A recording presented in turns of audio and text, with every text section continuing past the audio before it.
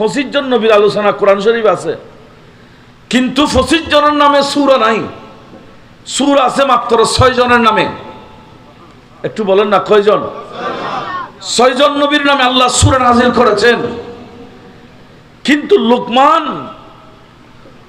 ওনার ব্যাপারে আহলে সুন্নাত ওয়াল জামাতের আকীদা হলো উনি নবী নন, উনি হচ্ছে একজন ওলি। সুবহানাল্লাহ বলেন না?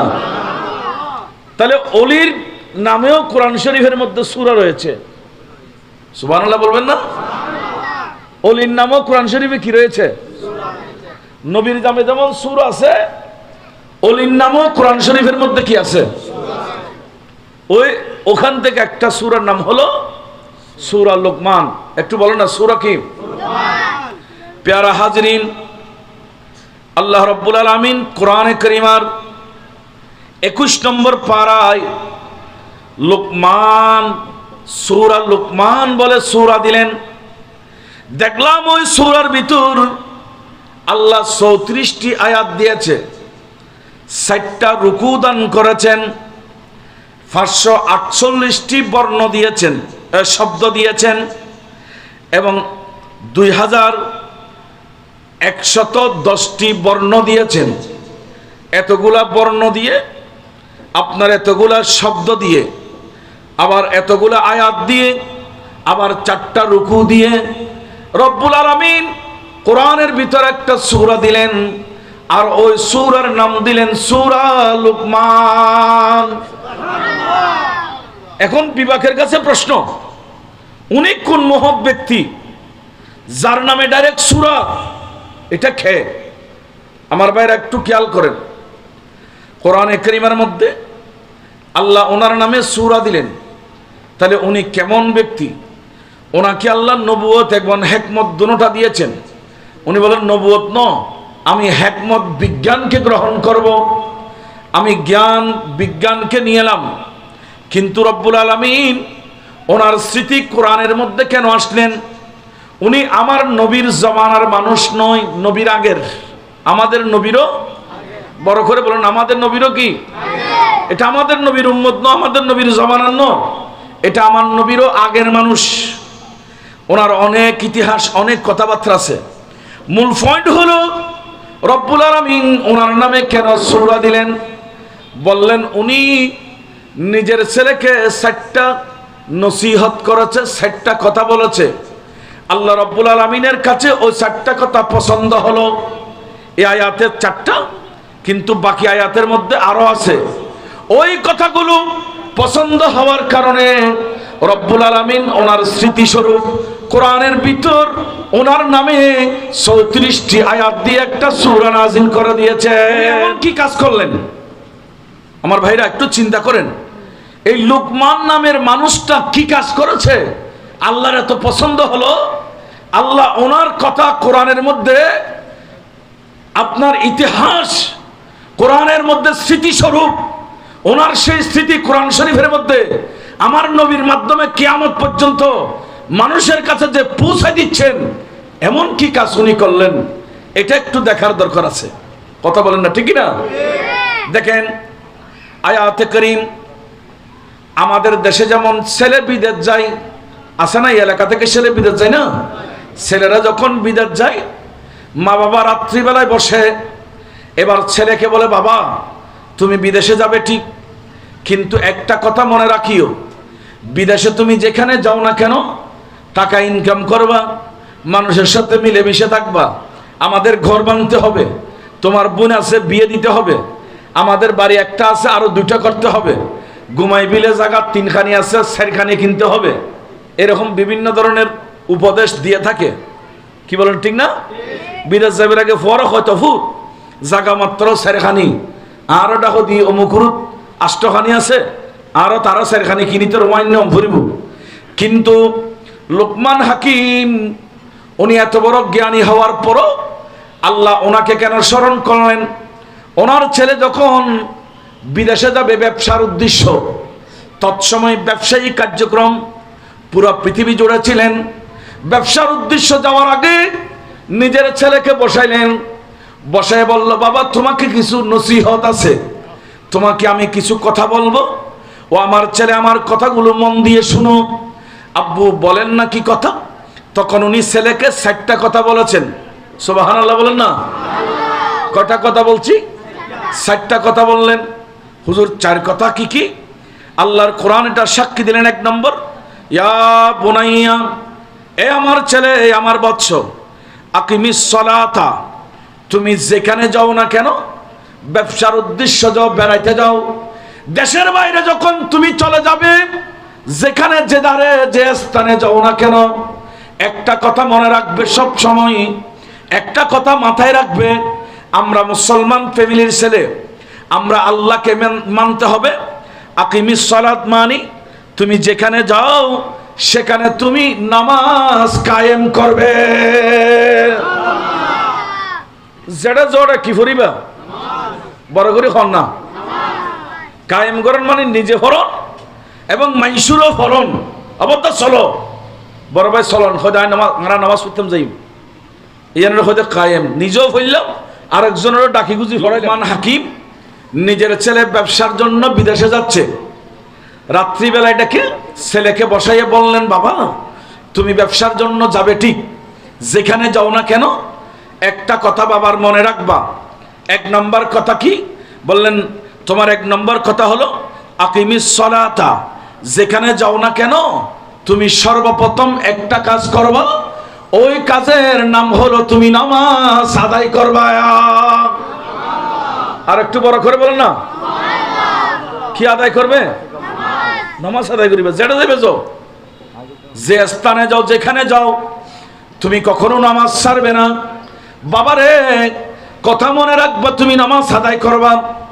1 নম্বর ওয়াজ করলেন। 2 নম্বরের মধ্যে বললেন ও আমর বিল মারুফ, ও আমার ছেলে তুমি যেখানে যাও না কেন একটা কথা মনে রাখবা, তোমার সামনে যখন কোনো মানুষ দেখবে তখন মানুষকে ভালো কাজ করতে বলবা।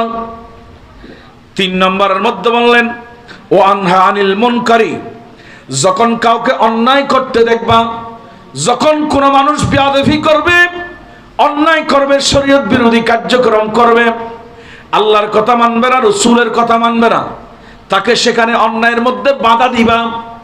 3 নম্বর কাজ শেষ। 4 নম্বরের মধ্যে বললেন ওয়াসবির আলা মা আসাবাকা, তুমি তো দেশের বাইরে যাচ্ছ, সে দেশের ভাষার সাথে তোমার মিল নাই, সে দেশের খাবারের সাথে তোমার মিল নেই, তোমার দেহের সাথে খাওয়ার মিলবে না, ভাষা মিলবে না, তোমার সাথে ওদের সাথে মিলবে না, কিন্তু বাবা ওখানের মানুষের সাথে তোমার কোনো রকম মিল থাকবে না। ওই মুসিবতের সময় একটা কথা মনে রাখবা, তুমি সবর করতে হবে, ধৈর্য ধারণ করবা। আর এই 4টা কাজ এমন, ইন্না যালিকা মিন আজমিল উমুর, বললেন গুরুত্বপূর্ণ যেগুলো কাজ রয়েছে, অত্যন্ত গুরুত্বপূর্ণ কাজগুলোর মধ্যে এই 4টা আমার নসিহত, এগুলো হলো অতি গুরুত্বপূর্ণ কাজ। বড় করে বলুন সুবহানাল্লাহ। তাহলে কয়টা কথা বলেছেন? বড় করে হন না, ইয়া তো ফুয়া বিদেশ যাইলে আর কি অনার ফারুও না দি, কিন্তু বাংলাদেশত বহুত জায়গা, সিটাঙ্গত বহুত জায়গাতে কি এটা গড়া দিব বইতে দৌড় দি কিরকম আছে না, এটা কোনো এটাও আছে না, বহুত জায়গাত গড়ে ন গড়া দেন নদে বুঝছে, খলসি দুয়া পুরো এর 2 টাকা দিয়ে বয় দে, বহুত জায়গাত দেখি আবার কি করে শীতের না মাথে আম ফাতা খুদুন দে, খেলা গাছও গাড়ি দিয়ে দেখি, খেলা গাছ খেলা গাছ গাড়ি দি কিরুয়া ফুয়া বিদেশ যাবো, তোমার ঘর দুধ গড়া কাফুরে দিও, হদুজুর বড়া করা সাহায্যলি বড় হয়ে আইব। আচ্ছা এলে বড়া করা সাহায্যের বোধ কে ফুন্দর লঙ্গিও দানির না পারে এলেও আছে না নাই, সে কথা না হরকার যাবের সময় বড়া করা সাহায্য আইবের সময় লঙ্গি আনিবের সময় না পাই পুলিশে গাড়ি তুলে দিই, এত আনি বিমানে তুলে দিই, কথা কর না ঠিক না? তো গড়ায় যদি ফুরোয় তোর তো খোদার দরকার নসিল নাউজুবিল্লাহ। আর গড়ার নির্ভরশীল কি ইয়ান হিন্দু সংস্কৃতি, ফুয়া বিদেশত যাইব ইয়ান সফর হ না, ইয়ান কি কিরু আর ইসলাম ইবে কি আদান না, ইবে পরিপূর্ণ ইসলাম নয় না, হতা কর না ঠিক কিনা? আর নবী এল্লাসি আর নবী এন কোন দিক ন রাখে জিয়ান শিখে না উম্মতরে। আমার ভাইরা একটা কথা মনে রাখবেন, আপনার ছেলে যখন বিদেশে যাবে গড়ার উপর তাওয়াক্কুল ন মাথায় রাখতে হবে ঘোড়া দিয়া। এটা হিন্দু সংস্কৃতি, হুজুর মুসলিম সংস্কৃতি কি, আমার নবীর আদর্শ কি? আমার ভাইরা কোরআন কারীম সূরা আল ইমরান যখন খুলবেন 31 নম্বর আয়াতটা আপনি দেখেন না, সেখানে আল্লাহ বলে দিলেন রাসূল আপনি বলেন কুল ইন কুনতুম তুহিব্বুনাল্লাহ, এ বান্দা তোমরা যদি আল্লাহকে ভালোবাসো তাহলে ফাত্তাবিউনি, আমার নবীর অনুসরণ করো। আরো বড় করে হন না ভাই, তাহলে আল্লাহর ফাইতে বলি মানন ফুরবিদে হারে, আরো নবীর হন না হারে, আরো নবীর। আবার সূরা হাসর 28 নম্বর ফারাত ঢুকলিয়াটা ভাবেন 7 নং আয়াত, মা আতাকুমুর রাসূলু ফাখুযুহু ওয়া মা নাহাকুম আনহু ফান্তাহু। আল্লাহ রাব্বুল আলামিন কোরআনের এই আয়াতে বলেছেন নবী যেগুলা দিয়েছে বুকে টেনে নাও, এখন আমার নবী যেগুলা ছাড়তে বলেছে ছেড়ে দাও। এক কথায় নবীর আদর্শ ধারণ করো। কোরআনে কারীমের মধ্যে আবার সূরা আহজাব যখন ঢুকবেন সেখানে পাবেন লাকাদ কানা লাকুম ফি রাসূলিল্লাহি উসওয়াতুন হাসানা। আল্লাহ বললেন প্র্যাকটিক্যাল ইসলাম শিক্ষা দেওয়ার জন্য বান্দা আমি আমার নবীকে পাঠিয়েছি। আমার নবী হলো তোমাদের জন্য মডেল। নবীর আদর্শে আদর্শিত হও, তারপর তুমি তোমার আল্লাহকে রাজি করতে পারবে। হিন্দু হলো সংস্কৃতি পালন করলি এটা বুঝতে আল্লাহ নাই, তো রসুলের সংস্কৃতি পালন করলি এটা আল্লাহ আছে। বড় করে খন না ভাই, আর মালিক আছে না নাই? মালিক ছাড়া গরু চলতা দিবের খনার দাম তা না, মালিক ছাড়া কুত্তো ফাঁকালি রাস্তাঘাটে এই নল পর্যন্ত মানুষ গরম পানি মারি দে, কারণ এটার খেয়াল টাকা দিবের কোনো মালিক নাই। এবার গরম পানি মারলে কোনো সমস্যা নাই। চাই খনিকের গরুরে কে গরম পানি মার না, ওবু খ দিবার মালিক আছে, অবস্থা খারাপ করে ফেলিব। তো আর তুগ্য মালিক আছে, খন আর মালিক আছে না নাই? অনটা না বুঝতে কোন কথা। আর কি মালিকওয়ালা না মালিক ছাড়া? আর মালিকুর নাম কি? লা ইলাহা ইল্লাল্লাহ। বড় করে খন লা ইলাহা ইল্লাল্লাহ। আর মালিক ফাইবের উসিলাই দে মুহাম্মাদুর রাসূলুল্লাহ বলেন সাল্লাল্লাহু আলাইহি ওয়াসাল্লাম। এখন মালিক আছে তো আর হইলাম দে গোলাম। এতাল্লাহ আরবি ভাষা আর কয় আব্দ, বান্দা। বান্দা শব্দের যদি বাংলা অর্থ করে তাহলে অর্থ দাঁড়ায় গোলাম। হন অর্থ কি? গোলাম মানে বুঝুন তো, সিটেঙ্গে ভাষা আর গ্রাম্য ভাষা কদি খাম্য জিবেরে মালিকে যদি কয় এটা লোয়ার উমিদা জিয়ে এবার তোর লোয়ার উম ফুরিব। মালিকে যদি কয় আজ ঘরত গুম যাবি দি গুম জন ফুরিব। মালিকে যদি কয় না আরো বারিশ দি যায় গাছ শাড়ি দন ফুরিব, গাছ ছাড়ন ফুরিব। এবারে হয়তো খাম্য গোলাম। আর মুনিব আছে জিবে মালিক লা ইলাহা ইল্লাল্লাহ। আর আরবি একগুণ হইলাম গোলাম। এতাল্লাই আর নবী খদ্দে মান আরাফা নাফসা ফাকাদ আরাফা রাব্বা। ওই মানুষ নিজরে নিজে জিবে নচিনিব ইবে খোদায় চিনিত পাইতো ন। তো নিজেরও চিনন মানে কি কত তোমার চিনো তুই এলাতে একজন গোলাম। গোলামর কোনো অধিকার নাই যেন মনোহেন করিব, গোলামত তোর মালিকুর ইচ্ছা মতো কাজ করণ করিব। এখন আর যদি নিজের ইচ্ছাই করি তাহলে মুসিবত আইব। আর খোদা শিখে দেব মালিকুর ইচ্ছা কেন বুঝিবা? আর মালিক আল্লাহর ইচ্ছা কন্যানিয়ান কেন বুঝিবা? আল্লাহ ইয়ান বুঝে বেল্লাই আর নবীর দুনিয়াত ফাটা দি মালিকুর ইচ্ছা কন্যান ইয়ান বুঝে বেল্লাই নবী ফাটাই দে। আজ আর না বুঝতে না তো বিপদ ছড়ি। এখন হুজুর ক্যাঙ্গুজুম বিদেশ যাবে আমার ছেলে, যাওয়ার সময় হুজুর করণীয় কি কি করব? তা আমাদের ইসলাম তো পরিপূর্ণ ধর্ম। হুজুর করণীয় কি? ও আমার ভাইরা করণীয় হলো শুনেন।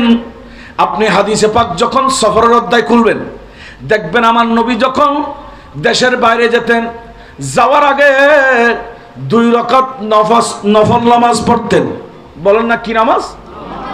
ভাই যারা তোমরা বিদেশে যাও খুব খেয়াল করো, বিদেশ যাবেন যেদিন না বাহারেবেন গরতুন বাহারে বেড়াগুতি 2 রাকাত নামাজ নফল নামাজ পড়িবেন। মা বাপ তাইলে কদম বুসি করিবেন এবং আত্মীয় স্বজন সুন্দর ব্যবহার দি আল্লাহর দরবারে 2 রাকাত নামাজ পড়ি। যখন 2টা হাত তুলে দেবেন আল্লাহ আমি দেশের বাইরে চলে যাচ্ছি, তোমার নবীর আদর্শ মোতাবেক আল্লাহ তোমাকে সেজদা দিয়ে বের হয়েছি, আল্লাহ আমি সৎ সৎ ভালো ভালো নিয়ত করে বের হচ্ছি। দেখবেন আপনি যদি নিয়ত ভালো থাকে, সফরে যাওয়ার সময় নামাজ পড়ে বের হন, বিদেশে যাওয়া পর্যন্ত পথে কোনো মুশকিল হবে না। এবং ওই বিদেশে যাওয়ার পরও আপনি যখন 5 ওয়াক্ত নামাজটা ধরে রাখবেন, আমার আল্লাহ আপনার পরিবারের মধ্যে অজস্র রহমত নাজিল করবে। খিরি ভাই, মা রাখি যেতে লাগুন, বাপ রেখে যাচ্ছেন, স্ত্রী রেখে যাচ্ছেন, নিজের কলিজার টুকরা ছেলে মেয়ে রেখে যাচ্ছেন, তো তাদের জন্য আপনি কি করলেন?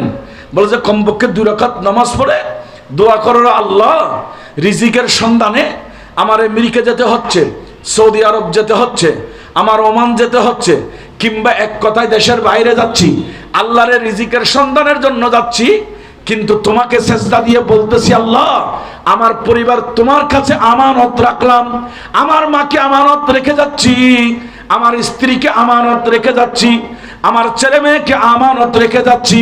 আল্লাহকে গসাই দেন, দেখবেন আপনার ওই পরিবারের মধ্যে অশান্তি, আপনার ওই পরিবারের মধ্যে অশান্তি এবং সমস্যাদি হবে না, বরং আল্লাহর রহমতে ওই পরিবার শান্ত হবে, সুস্থ থাকবে, মুসিবত মুক্ত থাকবে। সুবহানাল্লাহ। কিন্তু আর আইয়ার নগরী গরি কি খলসি দিব, বাদ দিব, বড় করা আর বুঝিন না হইলাম, হয়তো পড়া করা কিলে এই হয়তো মুরব্বী হলো হই দেরি ফতোয়া কি কিতাবের নাম মুরব্বী হলো হই দে, বড় করে হনা কিতাবের নাম কি হাদিসে মুরব্বী বে, তো মুরব্বী হলো যদি বে হয়, এখন তুই খন মুরব্বী বুঝে দিলে গা কন্যা পারি। আচ্ছা অনরা খন পৃথিবীত আরো নবী তুন বড় হন মুরব্বী আছে না? কিরে না মাথিকা রসুলুর ফরে না মুরব্বী আর গুণ, আর রসুলুর তুন বড় মুরব্বী আর কেউ নাই। রসুলুর ফরে আবু বকর সিদ্দিকের তুন বড় মুরব্বী আর কেউ নাই। আবু বকর সিদ্দিকুর ফরে ফারুক আজমের তুন বড় মুরব্বী আর কেউ নাই। ফারুক আজমের ফরে উসমান গনির তুন বড় মুরব্বী আর কেউ নাই। ইবের ফরে বেলায়েতের সম্রাট মাওলা আলীর তুন বড় মুরব্বী আর কেউ নাই। ইবের ফরে আর নবীর ১৬ লক্ষ সাহাবায়ে কেরামের তুন বড় মুরব্বী আর কেউ নাই। কথা হন ঠিক কিনা? এটা কি নারে রিসালাত, নারে গাউসিয়া, ইয়া মুসলিম তাসদীদ মিলাদুন নবী জিন্দাবাদ, উলামায়ে আহলে সুন্নাত জিন্দাবাদ। তারা খন্ডলে মুরব্বী মানিলাম, তবে তারা মুরব্বীও না মানি, নবী না মানন, মানি কি না মানন মুরব্বী না। তুই তোমার বাপরা করলে মুরব্বী কইলে দে, তোমার বাপরা মুরব্বী তার রাসূল, তোমার দাদারও মুরব্বী তার রাসূল, তোমার দাদার দাদারও মুরব্বী তার রাসূল। সুবহানাল্লাহ না কইবে না? রসুলের সিস্টেম সফর যাবের সময় গড়া দিন দে নাকি নামাজ পর্যম দে, বড় করে হন না ভাই। আর মাহলের ইয়া কেন উনো দিবেন বোধ বইন হল মাহল ইন না বুঝে মার মাইতে জান যাবে যোগ নামাজ নফরত দিয়ে খবর নাই, ফাঁসক্ত দেখত্তর না দিয়ে খবর নাই, রোজাদার দিয়ে খবর নাই, কিন্তু গড়ার গান তাড়াতাড়ি মনত থাকে। ইয়ান শতানে মনত করে দে খাতে করছো না তোর বাজার করতে, তুই একান গুণা করছো না, একান গুণা করছো না, ইন্দুল্লাহ মিলি যাচ্ছ না। আর আইন বেশি ফোয়ার লাগে, গুণা কেনা ফোয়ার বেশি, কারণ শতানে উস্কনি দে দে। আল্লাহ বুঝিবে তৌফিক দো। আমরা কোনো গুসইতে লিখুননি সমাজত জিন রকিন আর আলেমলে নহলি জবান বন্ধ থাকিলি তো মানুষ তো বুঝতো না সন্ধান গুণ সন্ধান সবাব কিয়ামতের দিন আর বক্তলৰ সদায় জিব্বা কাটিব, তেওঁলোকেই জানা ওয়াজ করতে জানা সমাজত বিয়ারাম করে তো চিকিৎসা নগর। এখন বুঝলাম সফরে যাওয়ার সময় 2 রাকাত নামাজ পড়ব, বলো না সফরে যাওয়ার সময় কি পড়ব? 2 রাকাত নামাজ পড়ে পরিবারের জন্য দোয়া করব। আমার নবী বলেন আবার যখন সফর থেকে ফিরে বাড়িতে আসবে 2 বছর 3 বছর 4 বছর 5 বছর 6 বছর ফিরে যখন আসবে, শরীয়তের মাসালা হচ্ছে একজন স্ত্রীকে রেখে একজন স্বামী 6 মাস বাইরে থাকতে পারবে। 6 মাসের উপরে থাকা শরীয়তের মধ্যে মানা। বিশেষ কোনো প্রয়োজনে থাকতে না পারলে বিদেশি সিস্টেমের পড়লে কমপক্ষে 2 বছরে বাড়িতে আসবেন। আমার অনেক ভাইরা এগুলো মশলাগুলা বুঝে না, পরবর্তী বলে বউ চলে গিয়েছে একদিকে, ছেলে চলে যায় একদিকে, কিংবা ছেলে আসার পর বাবা চিনে না, বাবা ছেলেকে চিনে না, 30 বছর বিদেশ, 40 বছর বিদেশ। সাবধান, সতর্ক। শরীয়তের মধ্যে এত লম্বা বিদেশ পানা, কম মধ্যে 6 মাস, আর বেশি হলে 2 বছর। বেশি হলে ক বছর? বড় করে হন না, বেশি হলে 2 বছর। আর তাড়াতাড়ি 43 মাসে একবার।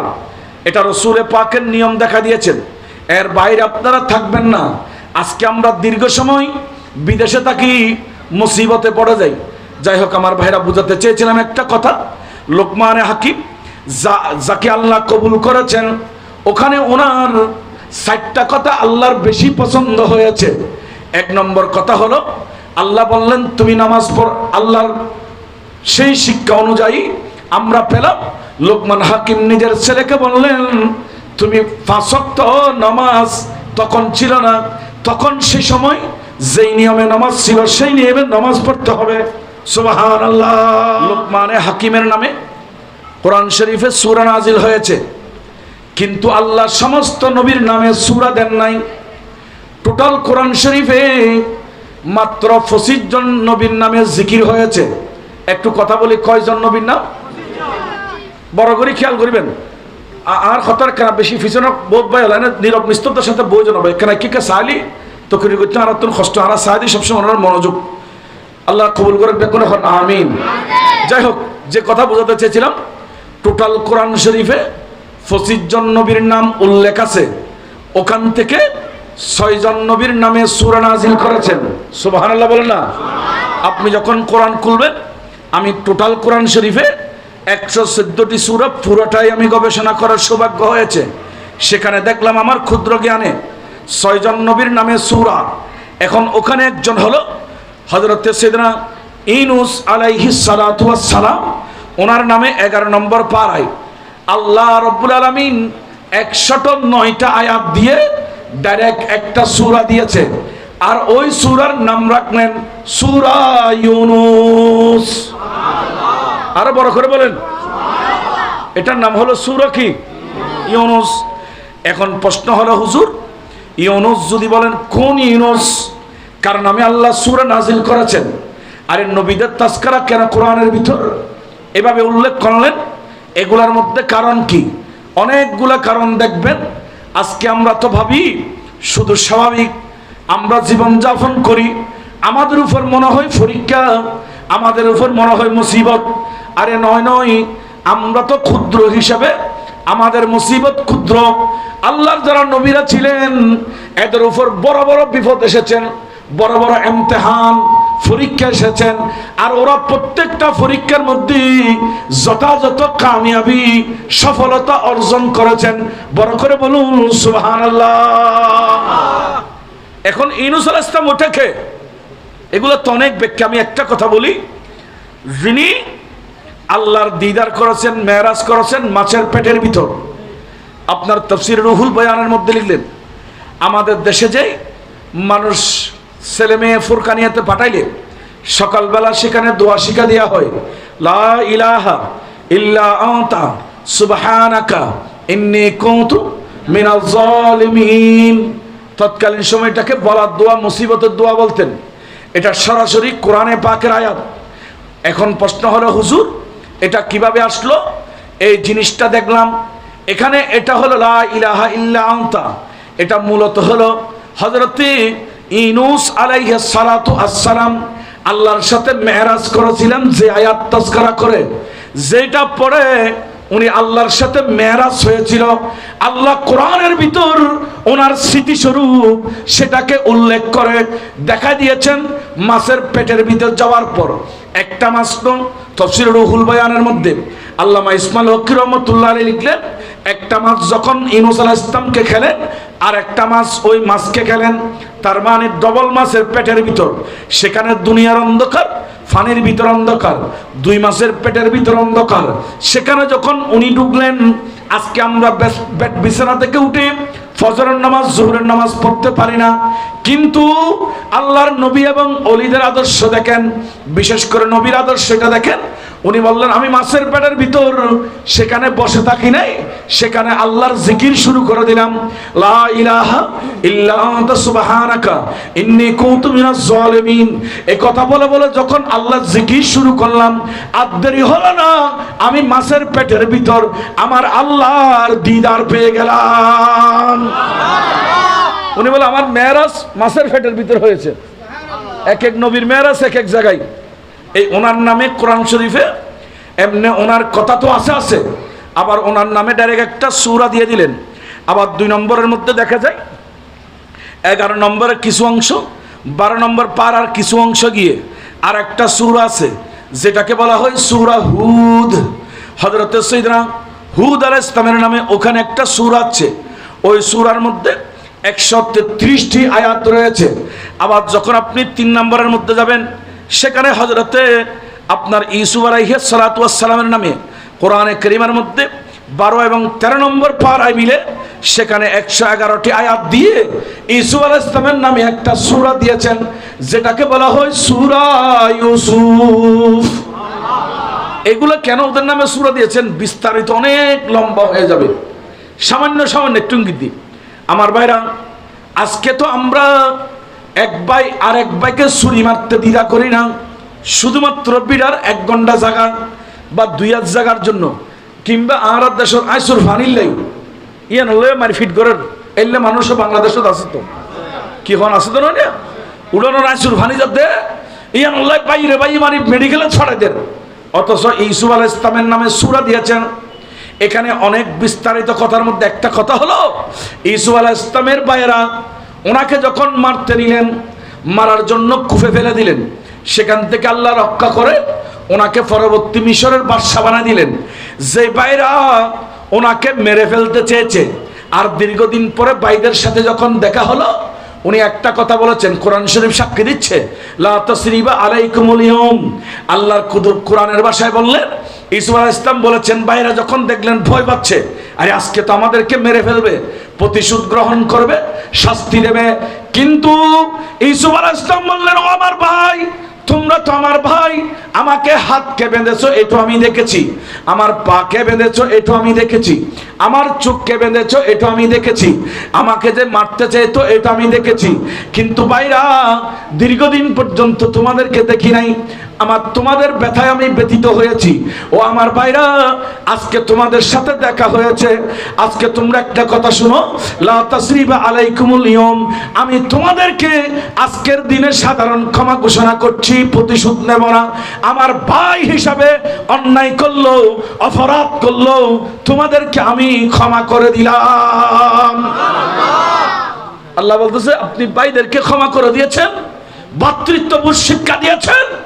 এই ইতিহাস, এই স্মৃতি কিয়ামত পর্যন্ত যাতে জিন্দা থাকে, আল্লাহ কোরআনের মধ্যে ওনার নামেও সূরা দিয়ে দিলেন।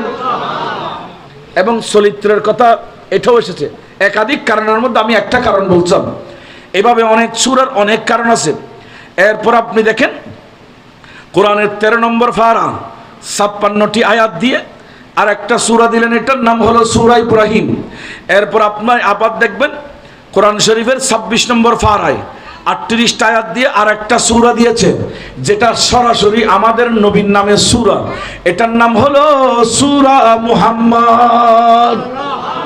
আরো বড় করে বলেন না, তাহলে আরো নবীর নামও কোরআনত কি আছে, সূরা আছে। এরপর আপনি দেখেন কোরআনের 29 নম্বর পারায় 28টা আয়াত দিয়ে আর একটা সূরা রয়েছে, এটাকে বলা হয় সূরা নূহ, হযরত নূহ আলাইহিস সালাতু ওয়াস সালামের নামে। এরপরে 17 নম্বর পারায় আপনার সকল নবীদের নাম এনে আল্লাহ আর একটা সূরা দিলেন, এটাকে বলা হয় সূরা আম্বিয়া। তো নবীর জমা হলো আম্বিয়া, তার মানে সমস্ত নবীদের নামে কোরআনে কারীমের মধ্যে সূরা আম্বিয়া নাম দিয়ে ডাইরেক্ট একটা সূরা দিয়ে 112টা আয়াত সেখানে উল্লেখ হয়েছে। বড় করে বলুন সুবহানাল্লাহ। এখন আমার প্রশ্ন এখানে ছিল যে 25 জন নবীর জিকির কোরআন শরীফে থাকলো, মাত্র 6 জনের নামে আছে সূরা। বড় করে বলেন না, কয় জনের নামে? তো আগের কোরআন নামে সূরা এখানে নাই, কিন্তু দেখা যাচ্ছে একজন ওলি লোকমানে হাকিম, ওনার নামে সূরা নাজিল করে দিলেন। আল্লাহ আপনি ওনাকে এত কেন পছন্দ করলেন? বলে উনি যে ছেলেকে সৎ উপদেশ দিয়েছে, আমি মনে করতেছি এগুলা প্রত্যেক মানুষের প্রয়োজন। সেজন্য আমার আল্লাহ লোকমান হাকিমের সেই জিকিরকে জিন্দা রাখার জন্য আমার নবীর মাধ্যমে কোরআনে ডাইরেক্ট ওনার নামে সূরা দান করেছে। আর উনি প্রথম ওসিয়ত, বাবা তুমি যেখানে যাও আকিমিস সালাত, তোমার নামাজ পড়তে হবে। সুবহানাল্লাহ বলবেন না? আরে আজকে আমরা তো এগুলো আজকে পেয়েছি। মিলাদুন নবী কেন করি জানেন? মিলাদুন নবীর ভিতরে অনেক কারণ। সিরাতে হালবিয়ার মধ্যে শেখ মুহাক্কিক দেলভী মাদারিসুন নবুওয়াতের মধ্যে আপনি এগুলোর ব্যাপারে অনেক কিছু লিখলেন। সেখানে সিরাতে হালবিয়ার মধ্যে খুব চমৎকার আকারে একটা কথা তুলে ধরেছেন যে আমার নবী যেদিন দুনিয়াতে তশরিফ আনলেন, নবীর দাদাজান সেদিন হানায় কাবার ভিতর ছিলেন।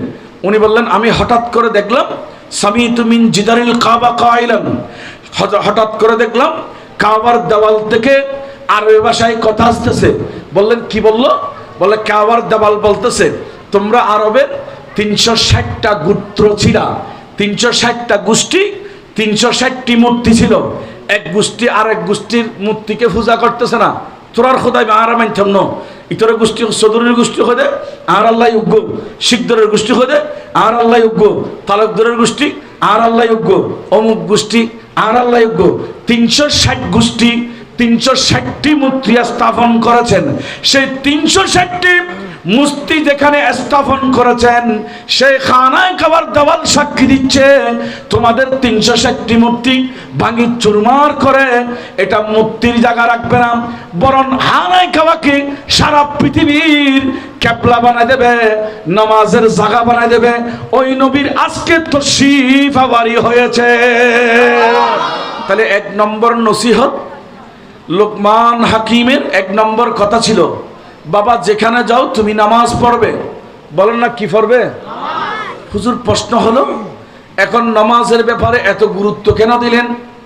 নামাজের ব্যাপারে এত গুরুত্ব আরোপ কেন করলেন? ওনার 4টা কথার মধ্যে চাইলে সেখানে তো আমর বিল মারুফ এটাকে আগে বলতে পারতেন, ও আমর বিল মারুফ তুমি ভালো কাজের নির্দেশ দাও এটা আগে বলতে পারতেন, ওয়ানহানিল মুনকার খারাপ কাজে বাধা দাও এটা আগে বলতে পারতেন, এবং আগে বলতো ওয়াসবির মা আসাবাকা তুমি বিপদে ধৈর্য ধারণ করো, মুসিবত আসলে ধৈর্য ধারণ করো এটা আগে বলতে পারতেন। কিন্তু এই সবগুলো রেখে উনি আগে বলেছেন বাবা তুমি একটা কাজ করবা, আকিমিস সালাত, তুমি সর্বপ্রথম যে কাজটা করবা ওই কাজ হলো যেখানে যাও না কেন আমাদের শরীয়ত মোতাবেক যে নামাজ, ওই নামাজ শুধু পড়লে হবে না, এটা প্রতিষ্ঠিত করতে হবে, নিজে পড়বে এবং মানুষকে পড়াইতে হবে। বড় করে বলুন সুবহানাল্লাহ। তুমি পড়লে হবে না, পড়াইতেও হবে। এটার মধ্যে কেন এই হাদিসের এই আয়াতের ব্যাখ্যায় বুখারীর একটা হাদিসে পাক, সহিহ বুখারী শরীফ 6823 নম্বর হাদিস, হযরত আনাস ইবনে মালিক হাদিস বর্ণনা করলেন। উনি কত সুন্দর আকারে বললেন দেখেন, ক্বালা কুনতু ইনদান নবী সাল্লাল্লাহু আলাইহি ওয়াসাল্লাম, বললেন আমরা একদল সাহাবা রাসূলের সামনে বসা ছিলাম, হঠাৎ করে আমরা দেখলাম ফাজাআহু রাজুলুন ফাকালা রাসূলুল্লাহি সাল্লাল্লাহু আলাইহি ওয়াসাল্লাম ইন্নী আসাবতু হাদ্দান ফাআকিমহু আলাইয়া। একজন মানুষ, একজন সাহাবী কিংবা একজন ব্যক্তি আমার নবীর কাছে আসলেন, এসে বলতেছে ইয়া রাসূলুল্লাহ ইন্নী আসাবতু, হুজুর আমি গুনাহ করেছি, আমার ভুল হয়ে গেছে, আমি অপরাধ করেছি, আমি আল্লাহ নারাজ হয়ে এমন কাজ করে ফেলেছি, আমি গুনাহ করেছি, ভুল করেছি।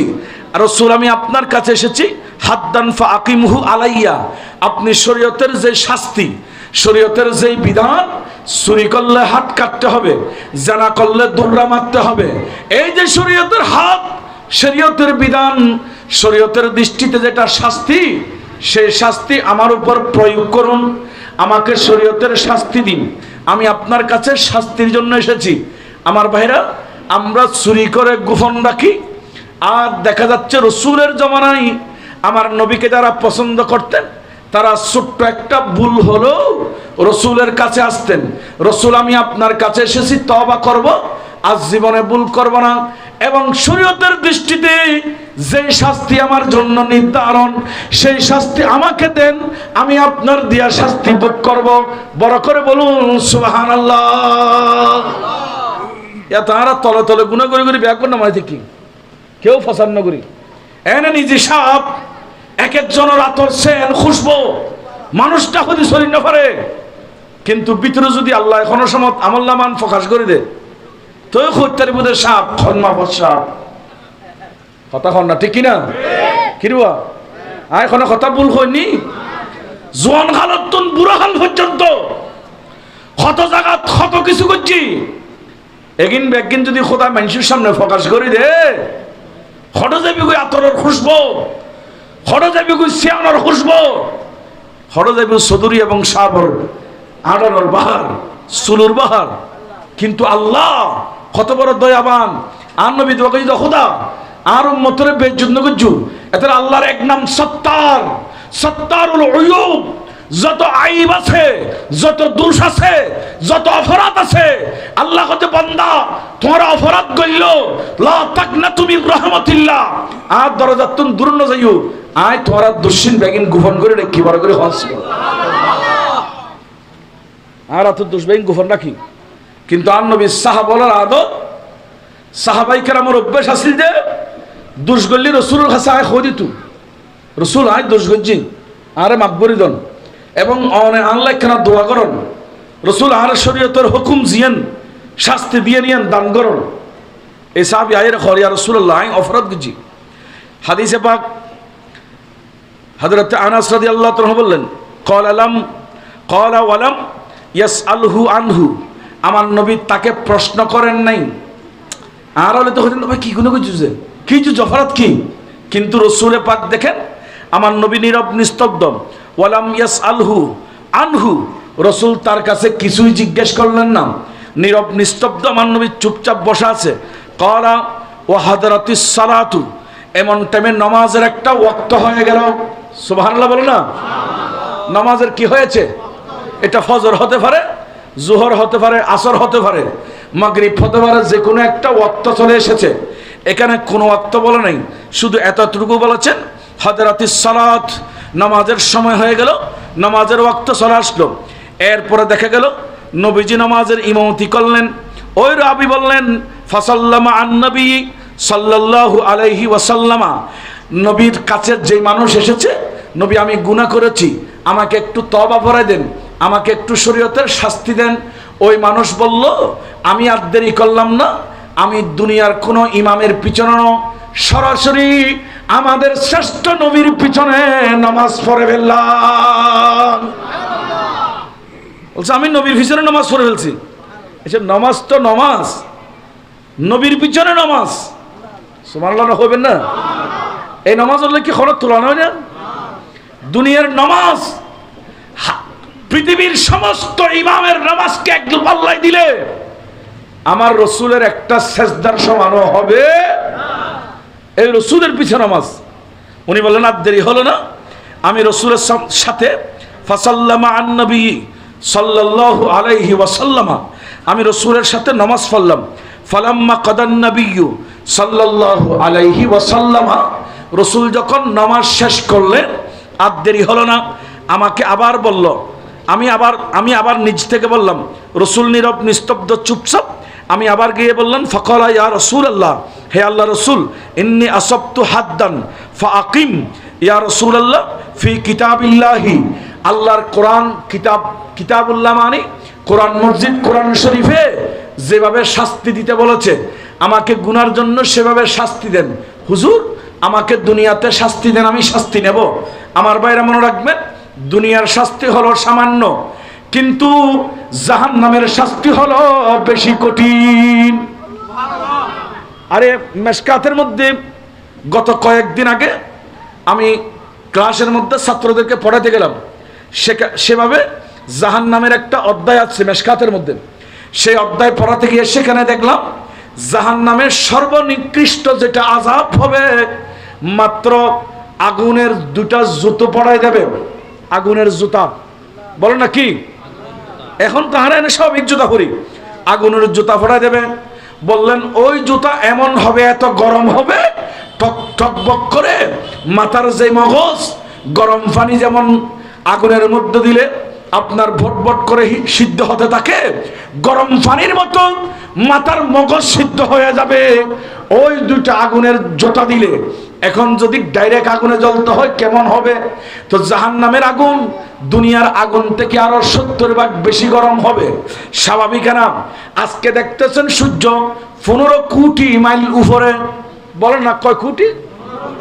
বড় করে হন না, 15 কোটি মাইল উপরে, অনর 15 কোটি মাইল উপরতুন সূর্য তাপ দে মাত্র উগ্র সূর্য আরো তাপ দে বলে। আর নবী হজেন ফিট দিয়ে রে, ফিট মানে ব্যাক সাইড দিয়ে রে, পিছনের সাইড ফিট দিয়ে রে তাপ দে, ফিটু তাপ 15 কোটি মাইল উপরতুন জমিনের পরে।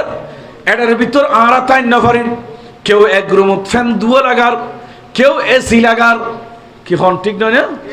অনারা এসি লাগাই দিলে মানুষ নাই না, এসি লাগার করার ভিতরে কিরো বাকিয়া হয়তো ভাই নই গরমত ঠাই না পারি। ঘরের ভিতর এসি লাগাচ্ছেন এবং ঘরের মধ্যে দামি ফ্যান লাগাচ্ছেন, তারপরে গরমে সহ্য হচ্ছে না, বাইরে হতে পারতেছি না, গরমে সহ্য হচ্ছে না। সূর্য এখন তো আপনার 15 কোটি মাইল উপরে, কিন্তু কোনোদিন তো পাবেন নাই এমন একটা দিন আসবে যেই দিন সূর্য 15 কোটি মাইল উপরে থাকবে না। আমার নবী হাদিসের মধ্যে বলেছেন মাত্র 1 মাইল উপরে আসবে। এই 1 মাইলের ব্যাখ্যার মধ্যে মুহাদ্দিসিন কিরাম অনেক ব্যাখ্যা দিলেন, কিন্তু ওই 1 মাইলের ব্যাখ্যা আমি করতে গিয়ে দেখলাম মুফতি আহমদ ইয়ার খান নাইমি মেরাতুল মানাজি শরহে মিশকাতুল মাসাবি, মিশকাতের যে শরহ উনি লিখলেন সেখানে লিখলেন, বল এখানে মাইল মানে আমাদের দেশের মাইল ন, বলছে মাইল মানে বোঝানো হয়েছে তোমরা যে চোখে সুরমা দো না, মাথা কি দিজি সুরমা দে আসে না নাই, সুরমা দিলে যে গো সলা থাকে, সুরমার দানি মেদে লেগো লম্বা গো সলানো থাকে না, হয়তো সুরমার দানির সলাইবে যে দুল লম্বা ইয়ান হয়তো 1 মাইল।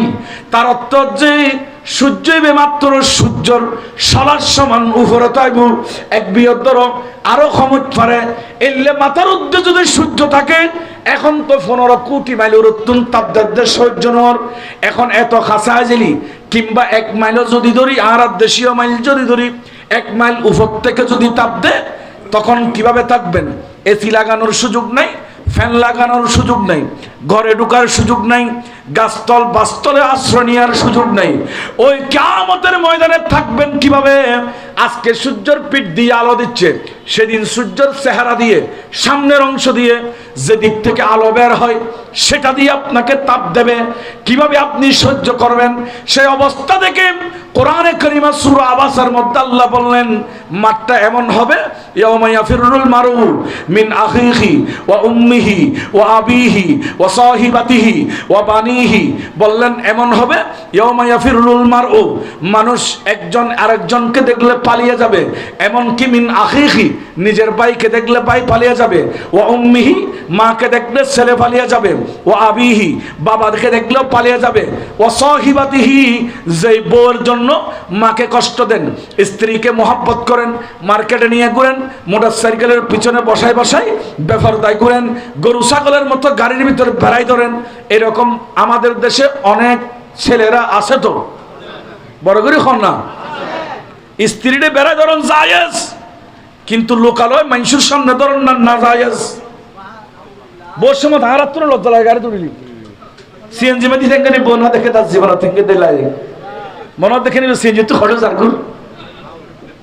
গরু চল দেখে বান্ধব বিয়া হল আর ফারুয়ার মানুষ এলে নাই, আর চট্টগ্রাম মানুষ এলে ন সিটিংগল বহুত বালা, আল্লাহ কবুল করো কামিন খ না গরম দোয়াইব ধরে পারিবা। এই মশালাকে মনে রাখিবেন, গাড়ি ঘোড়ার মধ্যে নিজের স্ত্রীরা পর্যন্ত বেড়াই ধরেন মানা কিয়া হতেন ছোট ফুয়ার নজরত ধরিব, ইয়ান আরেকজন যুবকের নজর ধরিব, ইতে উত্তর দিতেইব, আমার বোধ দিকে খারাপ নজর দিব। আরে মাথা নিলে মানসি দেখিলি যদি ফোয়াজ যায় গই, বডর মিকে লাতা কুড়া নিলে যদি মানসি দেখিলি ফোয়াজ যায় গই, তো তুই বই মানসুর দেখালি ফোয়াজ করতে তাইব। 2 দিন বাদে তুই যাবে গো বিদেশত, তুই 12টা না বাজে কোন অবস্থা কষ্ট পাইতে লেগুন ভালো বাস্তবতা বেশি কঠিন। ওই বউ, এটা কোরআন শরীফের আয়াত, ওয়াসাহিবাতিহি, সেই বউ আজকে মধু লাগলো, সেদিন বলে স্বামী বউকে দেখলে আরেক দিকে চলে যাবে, বউ স্বামীকে দেখলে আরেক দিকে চলে যাবে। ওয়াবানিহি, ছেলে মেয়ের জন্য কত মোহাব্বত। আহা, রাত্রিবেলায় বাজার থেকে আসলে, ব্যবসায়ীরা ব্যবসা করে আসলে, দৌড়ে আসার পর হে আর আব্বুরে ডাকছো না, নিজের বাপরও ইল্লে করে বাপ না ডাকে, ফোয়ারা দিল্লে করে বাপ ডাকে। আশ্চর্যের ব্যাপার, বহুত ফোয়ার আছে রে বুড়ো হালে, গোড়া দিনও একবার আর বা ফড়ে প্রচার না করে, কিন্তু নিজের ফোয়ার কথা 33 বার প্রচার করে। বহুত ফোন করি আসে না নাই, বড় করে হন না।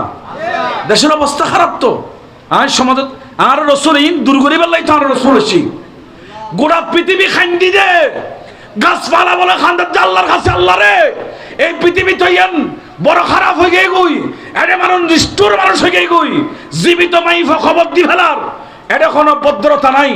গরু চলার দিকে রাস্তাঘাটে জেনা করে আল্লাহরে আরা বাইস্তাম সাদ দি নবী একখানা ফাটাই দাও না, গাছে ফরিয়াদ করের, অনর সমস্ত আসমান জমিনে ফরিয়াদ করের, আল্লাহর কাছে একদিনে যাতে দোয়া করেন।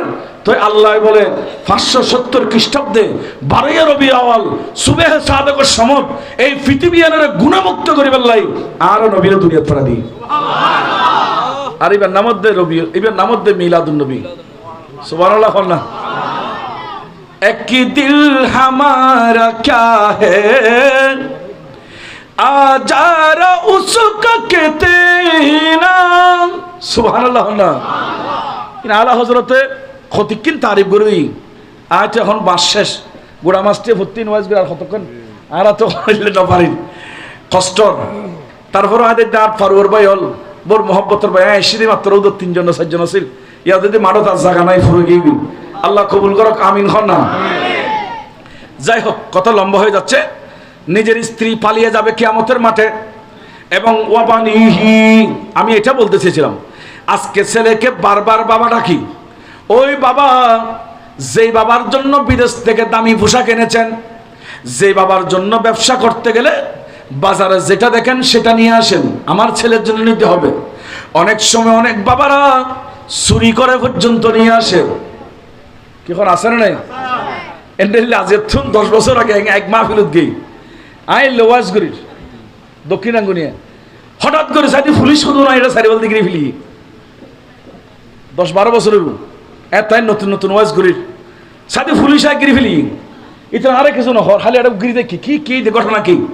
কতক্ষণ বাদে পুলিশ অফিসার হজুর একটা মিলাদ করে সংক্ষিপ্ত করলে ভালো হয়। কি হয়েছে? হজুর খবর পেলাম আজকে যে মাহফিলে তবরুক করা হয়েছে ওই গরুটা চুরি করে এনেছে।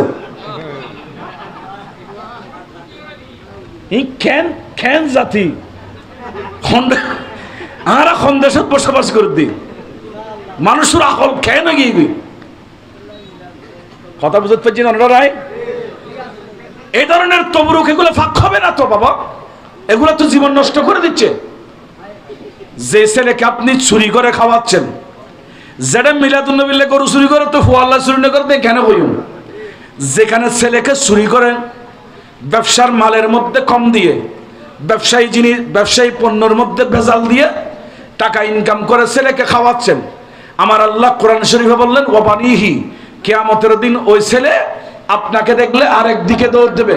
কি আব্বু তুমি চলে যাচ্ছ কেন, আসো না। দুনিয়াতে বাপকে মারতেছে কেউ বললে ছেলে গদ থেকে তলোয়ার নিয়ে দৌড় দে, অস্ত্র নিয়ে দৌড় দে, কিন্তু কিয়ামতের ময়দানে বাপকে মারতেছে বললে ছেলে আরেক দিকে পালিয়ে যাবে। কিরে বাবা পালিয়ে যাচ্ছ কেন? বলে আজকে প্রতিশোধ নেওয়ার সুযোগ নাই, আজকে নিজেকে নিজে বাঁচাইতে হবে। আমার বাবার কাছে গেলে যদি আমাকে নামাজের সওয়াব খুঁজে, আমার থেকে যদি মিলাদুন নবীর মাহফিলে বলছি যে এটার সওয়াবটা খুঁজে, আমার থেকে যদি রোজা রেখেছি এটার সওয়াব খুঁজে, সেজন্য দিতে হবে। তা আমি বাবাকে দেখলে পালিয়ে যাওয়ার অর্থ, বাবা ছেলেকে দেখলে পালিয়ে যাওয়ার অর্থ আমার সওয়াব তোমাকে দেব না, আমার ভালো কাজ তোমাকে দেব না। তার মানে নপচি নপচি করবে যেই ময়দানের মধ্যে কেউ বাঁচাইতে পারবে না, আর সেই ময়দানে আমার নবী সেজদায় পড়ে যাবে উম্মতকে বাঁচানোর জন্য। এবার উম্মতারা, এটা অনেক লম্বা হাদিস।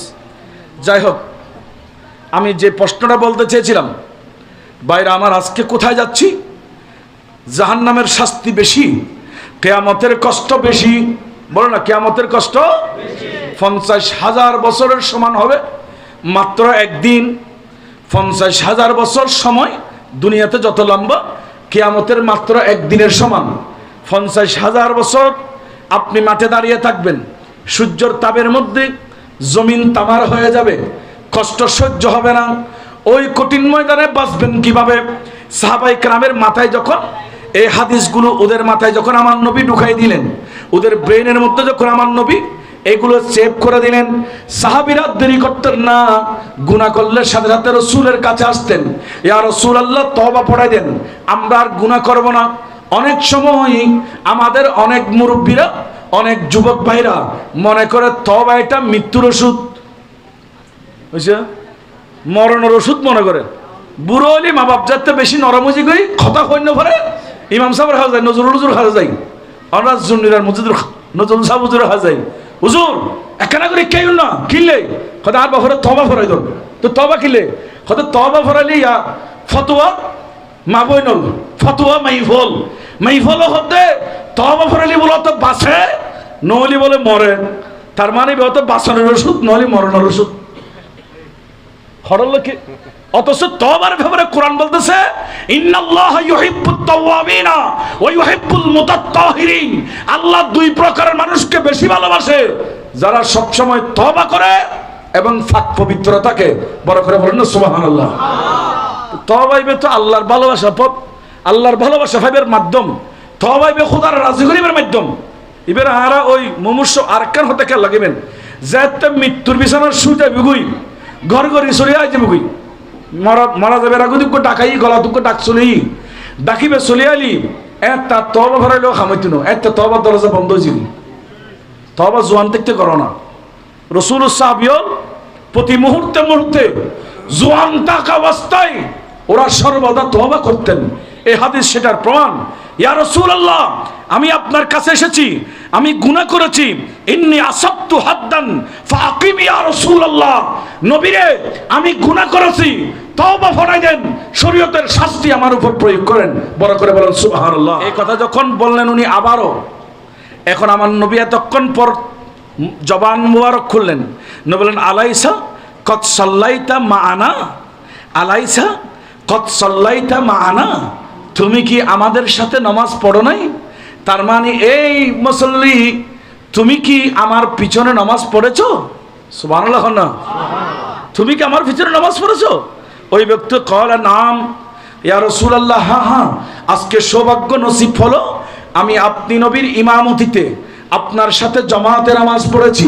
আমার নবী খুশি হয়ে গেলেন, বলল শুনো শুনো, যে ব্যক্তি অপরাধ করার পর আল্লাহর দরবারে সেজদার মধ্যে পড়ে যায়, নামাজের মধ্যে দাঁড়িয়ে যাই, এটা সবচাইতে বড় তওবা।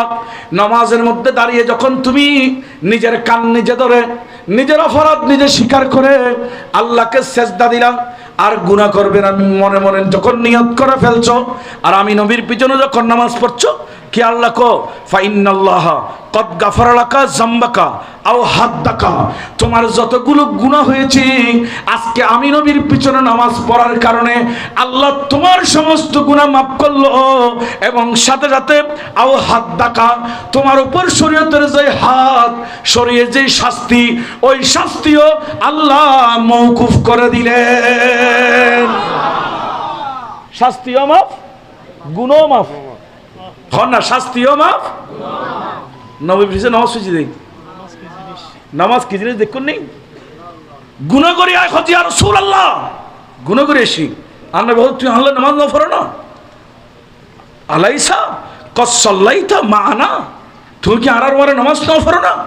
হুজুর কলা নাম, হুজুর আর নামাজ সুজি ধরন লয়, কত নির্দ্বিধা থাকো, টেনশন ছাড়া থাকো, তল্লাই সুসিম্বত ফা ইন্নাল্লাহা, নবী নহর আই নহর আই গজিয়ে নহর ফা ইন্নাল্লাহা, অতঃপর নিশ্চয় আল্লাহ তাআলা কদ গাফারা লাকা, তোমার ক্ষমা করে দি, জামবাকা, তোমার যেগিন গুনাহ আছিল মাফ করে দি, এবং আও হাদ্দাকা, তোমার জিয়ান শরীয়তের শাস্তি আছিল শাস্তিয়ানো মাফ করি, তোমার জীবনের গুনাহ মাফ করছি, শাস্তিও মাফ করি, তোমার এখন নেককার বানাই দি।